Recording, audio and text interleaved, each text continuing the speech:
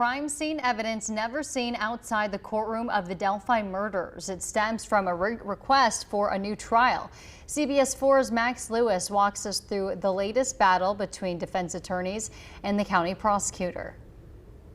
In his court filing, prosecutor Nicholas McClellan included these photos of Libby's cell phone laying in the brush at the crime scene. A defense expert who reviewed an analysis of the phone found that headphones were plugged in and out of the audio jack several hours after the prosecution says the girls were killed and the phone stopped moving, a major blow to the police timeline.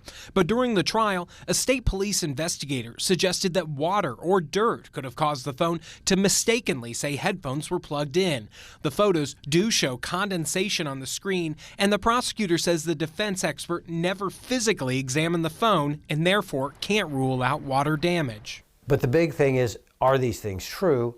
And you don't find that out until you have a hearing and allow the evidence to be presented. Attorney John Tompkins is not affiliated with the case, but reviewed the prosecutor's filing. He says one of the biggest issues will likely be the decision early on to move Richard Allen to a state prison for safekeeping, which the defense argues was done without Allen having an attorney present. It was in that prison that Allen suffered a psychotic break and repeatedly confessed to the killings. The prosecution concedes that Allen was originally moved to the prison not because of threats towards his safety, but because the judge at the time said it was because of the public's bloodlust for information and a, quote, toxic and harmful insistence on public information. A sheriff coming in and saying, we really don't like the fact that there will be a lot of press outside of our jail, so we would like to move this person,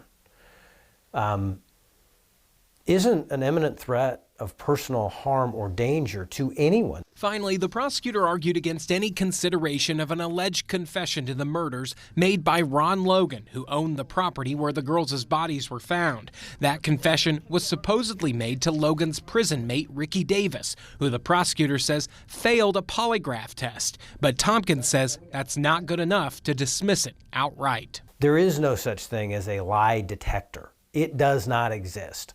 Polygraphs are really pseudoscience. After the initial defense filing, we put in a request to speak with the inmate who Ron Logan supposedly confessed to.